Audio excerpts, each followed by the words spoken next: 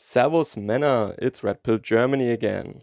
Yesterday was the Tag der Deutschen Einheit, the German Reunification Day, where we commemorate the reunification, of course, of the GDR, the DDR, the Soviet Republic, the socialist state in the east, and the BRD, or Western Germany, that was occupied by the Western Allies since 1945. And the result was, of course, the unified Germany that is, of course, still not a sovereign nation. But that is something for another video maybe.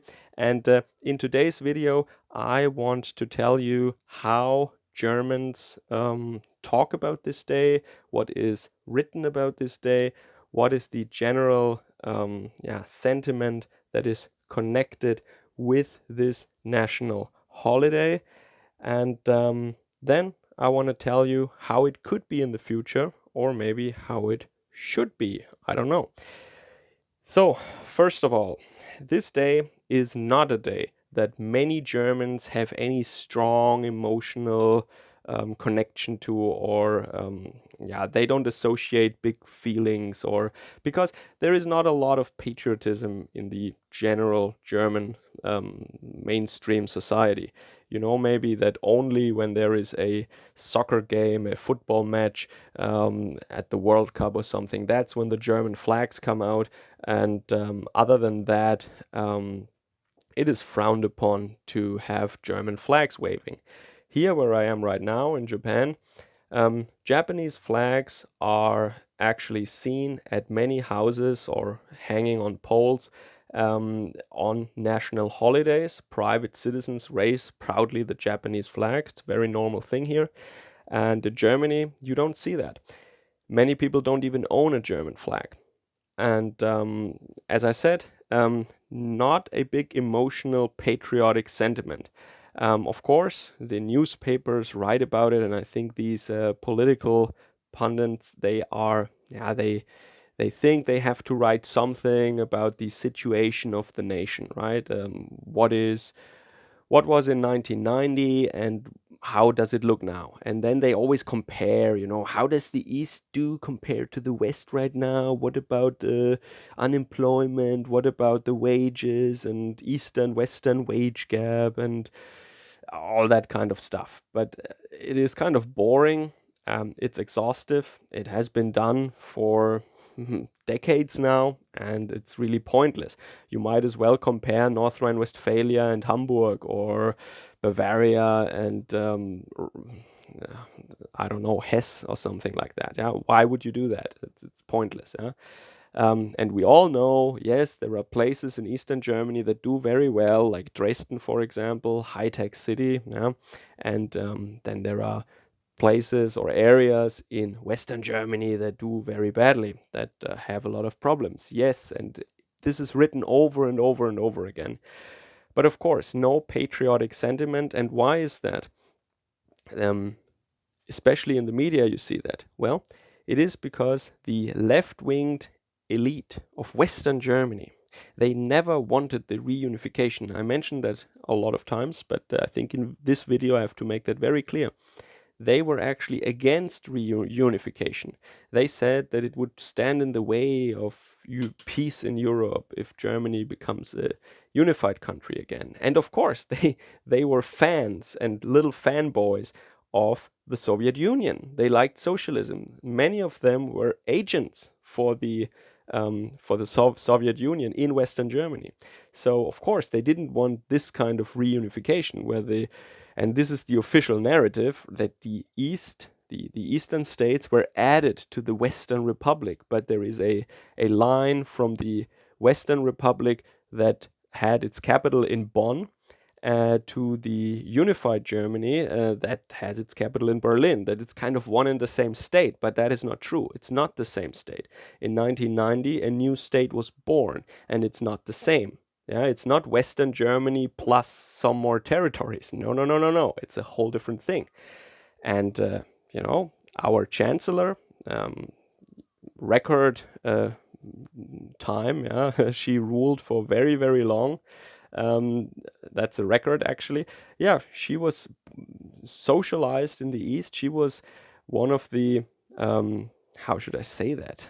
She benefited from this socialist system. She was one of the privileged ones who was allowed to study. She could even go to the Soviet Union, to Moscow. She was really one of the most compliant, most, yeah, one of the most, how should I say that, loyal subjects of the Eastern Republic. And of course, we are not supposed to know what she really did there. The narrative that she has spread now is that she was just a nerdy little science student, a researcher who was interested in physics, and she was never political before, which is of course nonsense, because she had political offices and functions in youth organizations and so on, and she was very active in the regime there. And also, it is weird, if she was such a nerdy, unpolitical scientist, then how come that she doesn't know any physics? I read her dissertation. I have a PhD in physics. This is not a physics dissertation. This is a joke. She did no experimental work, and all the theoretical work is something that anybody could have written. You don't need any physics knowledge. It is she just copied things that other people have done before and kind of, yeah, made an expose of that, or it's kind of the what is the current state of the research in that area. But this is something that a high school or a college student would do as a homework assignment. This is not a dissertation, okay? This is, and don't take my word for it, because I'm clearly biased, but researchers around the world are using her dissertation as an example to students how not to write a dissertation. It is used as a negative example throughout the world. So, and this is the verdict of the experts, okay? If you don't trust me, I'm just a voice on the internet. I could be anybody, right? But that's the fact. She doesn't know any physics, and she says, "Oh, I could never work as a scientist. I'm out of the game for too long." Yeah, you never could work as a scientist. I think she was actually placed there as a person, to maybe spy on other people. I don't know. I really don't know. But it seems like that she got that PhD and that position for political reasons, and not because she's a great scientist or ever understood anything about science. That is my perception when I read her dissertation. I wondered, who is that person? Why is that worthy of a doctoral degree? I couldn't understand it. But enough about that. So, this is a fact. This person is ruling the reunited Germany now. And of course, the Germany that we know for 30 years now, over the last 30 years, has become step by step more and more like a socialist republic. Um, People now, they don't want to be entrepreneurs anymore. They ask the state for help. The children want to be public servants. They don't want to even work in the industry for a corporation anymore. They want to become bureaucrats, police officers. That's what they want to be. This is their dream career. Yeah. When are they gonna say, "Oh, I want to be a train conductor," or something, like in the 50s or something? "I want to be an astronaut." Yeah, yeah. Okay, so we are more moving into a direction of socialism where you ask the state, where you don't ask, what can my family do? What can I do? No, what form do I need to fill out because I need help? That is the question that Germans are asking these days. Where is the office? Where do I need to go? What form do I have to fill out? What documents do I have to bring? That is the way they think now when they are faced with a problem. They don't ask, can someone in my family help? What could I have done? What can I do? Can I read about this? Can I help myself? Can I, work my way out of this? No, they call for the state. That's where we are right now. Very sad. And by the way, this year we're not only celebrating 30 years of reunited Germany, we are also celebrating 150 years of German Empire. And this was also a unification event. Before that, I mean, there is a kind of historical trauma article in the link down below mentions that also, and that is the 30 Years' War. I have been referencing the 30 Years' War. That was the war where Catholics and Protestants fought in Central Europe, I should say, not only in Germany. It was on the surface level, it was a religious war, but not really. It was a lot about power and influence, and of course, religion was a common excuse to go to war. But that is a trauma that Germans still have, and that is the reason um, this this division that dates back to the 30 Years' War. That was the reason why we didn't become a nation state as soon as France, for example. And this is why France could dominate us and bully us for so long, because we had these little states ruled by a weak emperor for so long, these tiny little states across the Rhineland where they could play one out against the other and just invade them every summer when they felt like it, and we couldn't do anything against it. Then we were occupied under Napoleon, and then the German tribes finally united. And that was in 1870-71. I reported about the Sedan Day. That was a holiday, not a national holiday, but a day of commemoration of a decisive victory, not of the foundation of the Reich, but of a decisive victory. And that was basically the national big day in the German Empire for half a decade. And this foundation of the Reich, that is the actual German unification, not this thing that happened in 1990. Of course, I don't want to downplay the significance of that, because I am kind of proud of the fact, even though I'm from Western Germany, but I'm proud of the people in the East, I should say, that they stood up peacefully against an oppressive regime, and they overcame it. Of course, not on their own. There was also pressure from the outside, the United States, the Soviet Union. There were players involved that were supporting them, but they took the risk. They were getting on the streets and they were taking a risk for freedom because they were fed up with this oppressive regime in the East. And yes, there were of course economic reasons. They were fed up with their with poverty also. I mean, they knew that in the West the economy is running better. They have more. The free market capitalism creates wealth, and the Soviet system is just administering poverty and distributing the ever shrinking pieces of the pie more or less fairly. Probably not so fair when you do the research on how these privileged people like Angela Merkel and the party elite were living during these times.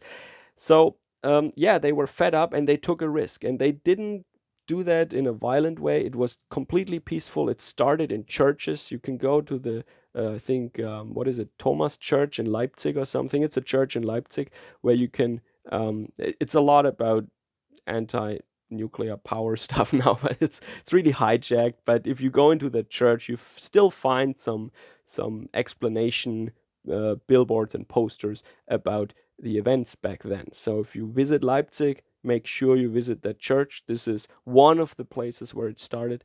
And of course, I'm proud of that as a German. Even as a Western German, I think I can be proud of that, of our brothers and sisters, of our affiliated tribes in the East, our fellow German tribes. Yeah, but that, I think, 1870, 71, that was the actual birth of the modern German nation. That is what we should think about, not about 1990 only. We should actually think that Germany is much older, and we can be proud of our history. And of course, our nation should be united. Our nation should be strong. Our nation should be free.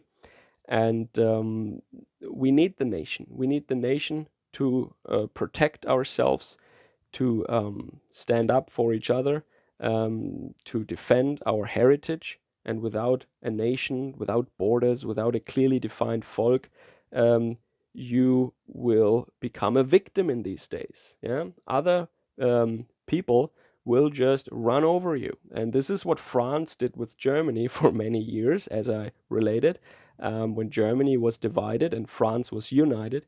And it's the same these days, just that it's not France that's doing this right now. It's a lot of other tribes and other people that think, oh, the Germans are not united. Maybe we can, take their stuff. Maybe we can um, have a nice life on their expense because they're not united. And this is why nations are important. Unity is important. And that's what I would associate with this day. This is what we should be celebrating. We should be teaching our proper history to our children. We should do the research ourselves. We should read some old history books again and really, make ourselves familiar again and pass on the deeds of our ancestors. Um, and as I said many times in recent videos, it is embarrassing. It's shocking to me. It's not surprising. When I say shocking, I don't mean that I'm surprised, okay? So don't tell me, oh, why are you surprised by this? I'm not surprised by that, of course, but it's nevertheless shocking when you see how little Germans these days know about our history. Some of them know more about the history of India or China than about our own German history. They know more about Mahatma Gandhi, maybe, than about their own ancestors, about their own family in some cases. It's embarrassing. It's embarrassing. They act like they are some free radicals floating around in a vacuum or something like that. It's really embarrassing. They act as if, yeah, they are some world citizens, cosmopolitan people, and you can do whatever you want, wherever you want, and nah, I don't know. They have no roots, and that's fine if they want to do that. The problem is they want to dictate to others that they should also not be having roots. Nay, they are even taking an axe to the roots of other people. Yeah, they are destroying the links of other people to their heritage because they control, for example, the education system. And homeschooling is illegal in Germany. There you go. You are forced to give your child to a government indoctrination facility in Germany from age 6. Okay? And that's a fact. And they control it, they control the narrative there. And it's sad, very sad. And this shouldn't be a black pill, of course. In the family unit, in the community, in the village, in the town, in the district, you can organize, you can do a lot of things to pass on the German heritage. Or if you're a German living abroad, if you're a German living in the United States, a US citizen, a descendant of German immigrants with German blood, you can do the same thing. Read a history book. Yeah, teach them about the Reich, teach them about, I don't know, Otto the Great, Barbarossa, about these guys, about uh, Karl der Große or Charlemagne, how the French call this Frankish emperor. Yeah, teach them about their ancestors. That's what you can do. Yeah, everybody can do their part. Teaching them proper German history should be a first step. And these are my thoughts. Of course, other people have different thoughts. They think about different things. But this is what came to my mind when I reflected on this day and when I read some of the articles that were again written about this day in our media. All right, take care. Servus, Kameraden.